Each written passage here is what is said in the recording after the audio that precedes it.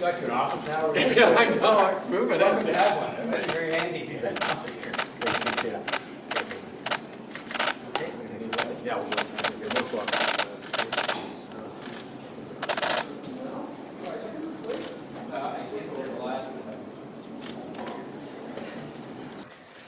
Well, first of all, may I say welcome to the Prime Minister.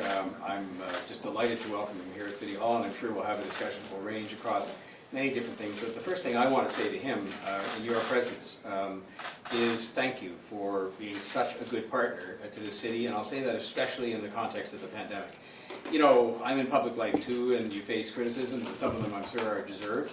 But when I see that we have had a government in this country led by the Prime Minister that established the highest rate of vaccination in the world, I believe it's true, or one of the highest in the world, in the developed world, and secondly, one of the lowest death rates in the world, and I see how that was established through a partnership that he had with the provinces and with cities, including in particular the City of Toronto. I just want to say thank you for that leadership.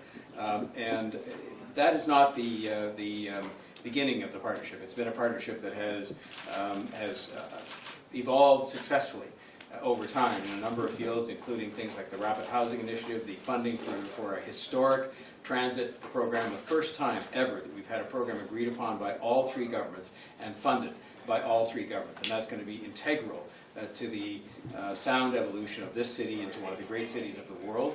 It is something that I think again underlines the importance of cities to the well-being of this country.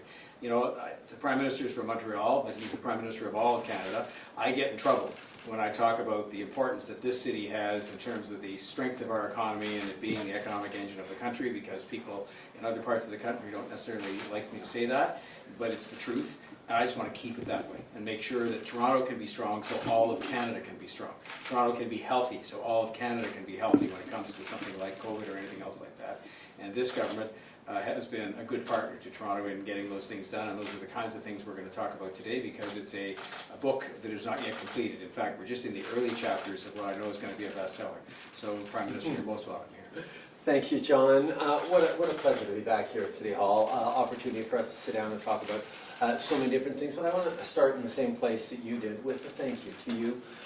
You and City Council's steady leadership through some very, very difficult years of COVID really shone. And there were difficult moments for all of us across the country, but in Canada's largest city, we saw some of those biggest challenges. And you and Torontonians really stepped up as well. And I just want to say thank you for being such a great partner to us on that, but on so many things, whether it's been infrastructure investments, whether it's the conversations we're going to have about housing today, whether it's moving forward on bringing people together. It is, you know, I'm regularly hearing from our MPs across the City of Toronto who've just been so grateful for the close collaboration with you and your office.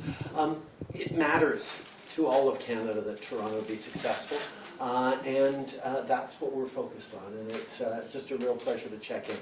C'est un grand plaisir d'être ici avec le Mayor Tory, l'opportunité de parler évidemment d'infrastructure, de changement climatique, du coût de la vie. Les gens sont en train d'avoir des vrais défis dans leur budget hebdomadaire. On est là pour les aider, on est là pour garder des solutions pour le logement, pour bien des choses en infrastructure.